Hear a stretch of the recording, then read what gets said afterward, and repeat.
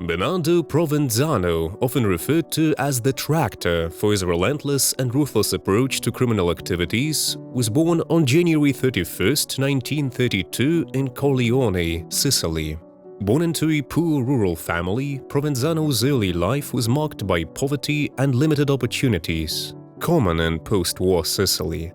His father was a peasant and the family struggled to make ends meet, a situation that undoubtedly influenced his path into the world of crime. Provenzano's initial foray into criminal activities was not unusual for young men in his situation. Sicily during that period was a hotbed of criminal activity, with the mafia deeply embedded in the social and economic fabric of the island. His early crimes were petty, but they quickly escalated as he sought more lucrative opportunities. His entry into the Sicilian mafia, known as Cosa Nostra, marked a turning point in his life. The mafia, with its complex hierarchy and the code of silence, provided not only a path to wealth, but also a sense of power and belonging. Provenzano quickly made a name for himself within the organization through his fierce loyalty and brutal efficiency in carrying out orders.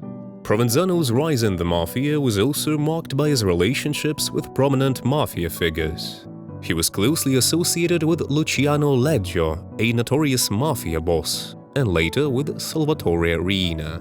These relationships were instrumental in his rise through the ranks. Under their tutelage, Provenzano learned the art of mafia leadership, which included a mix of violence, cunning, and political maneuvering. His association with such figures also meant involvement in some of the most notorious criminal activities of the time, including murders, extortion, and other forms of organized crime. These activities not only expanded the mafia's power, but also entrenched Provenzano's position within it, setting the stage for his eventual rise to the top of the Sicilian mafia hierarchy. Provenzano played a significant role in mafia's internal conflicts known as the Mafia Wars, which ravaged Sicily in the 1970s and 80s. These conflicts were marked by brutal power struggles within the mafia, leading to a series of murders and acts of violence. Provenzano's involvement in these wars was significant. He was a key figure in orchestrating attacks against rival factions, consolidating power for his associates and, ultimately, for himself. His illegal activities were not limited to internal mafia strife.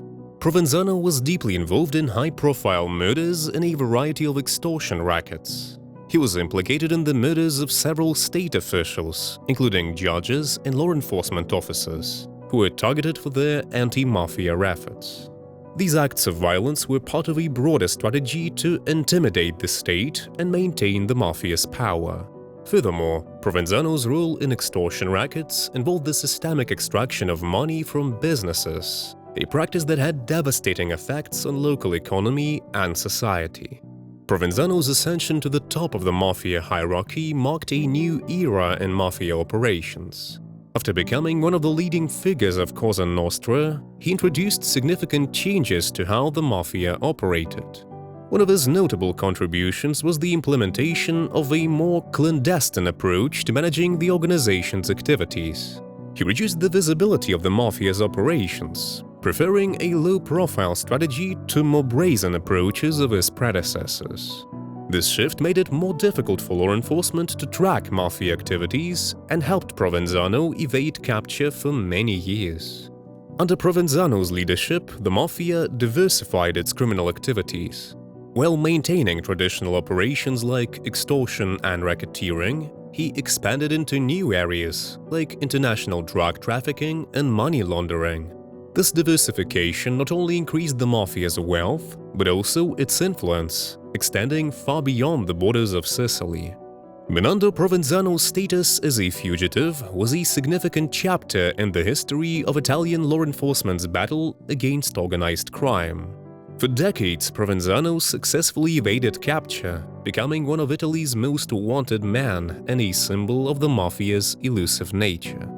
The efforts to capture Provenzano were extensive and challenging. Italian law enforcement, including the Carabinieri and the Anti-Mafia Directorate, dedicated substantial resources and personnel to this task. They faced numerous obstacles, including the Mafia's tight-knit community, which often protected its members through a code of silence known as omertà. Provenzano's ability to stay under the radar was also aided by his low-profile approach to leadership within the Mafia, a stark contrast to more flamboyant and visible style of some of his predecessors. During his life as a fugitive, Provenzano demonstrated remarkable ability to remain hidden. He avoided using telephones and instead communicated with his underlings through pizzini, small pieces of paper containing coded messages. This method helped him avoid electronic surveillance and maintain control over Mafia's operations while on the run. His life on the lam was one of constant movement and caution, always staying one step ahead of the authorities. The details of Provenzano's eventual capture on April 11, 2006 are a testament to the perseverance and ingenuity of law enforcement. After nearly 43 years on the run, he was apprehended in a small farmhouse near his hometown of Corleone, Sicily.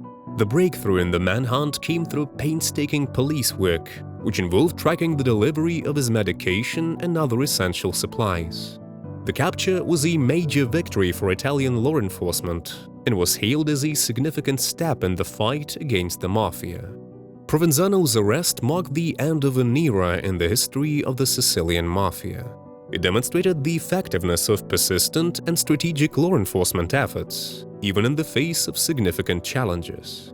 His capture also provided a moment of relief and justice for the victims of Mafia violence and their families, symbolizing a significant blow to the power and mystique of the Sicilian Mafia.